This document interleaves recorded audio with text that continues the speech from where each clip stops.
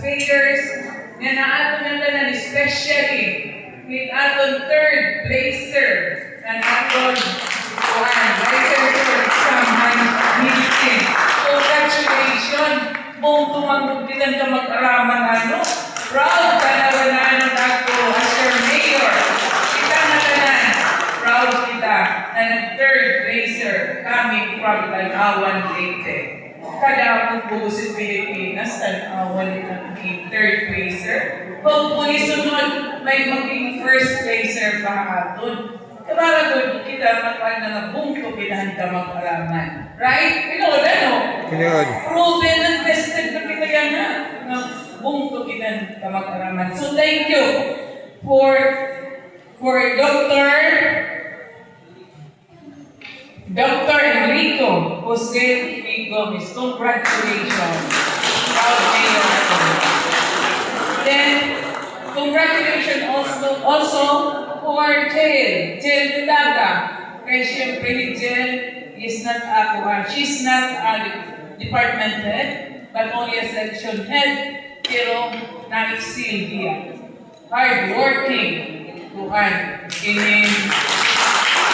Jel Dulaga, our peso, manager. Thank you, Jel. Hopefully, ating mga department head, ating mga section heads, magparihugyak ka Jel na trabaho. Ano?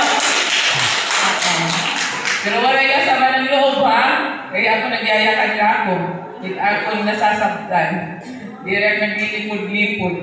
Kung may dako na didirian, ipraprapuhan ko. So thank you, Jel. Hopefully, masupagin ating mga department head na section head, ma-exceed na. And also, this morning we are wearing blue colors. Okay, we are directed by our DILG to wear color blue clothing. Yan nga, ACA. In celebration of the 3rd National Refugee Day and activity is spearheaded by Department of Justice and United Nations High Commissioner for Refugees. Ini ang proposed ini to honor the displaced victim during war and persecution. So asya ipapag-wear kita in blue color this morning. And also congratulations kaya ating Honorable Jan Elmer Magdalaga. Hindi yun. And also congratulations back-to-back winner kita, champion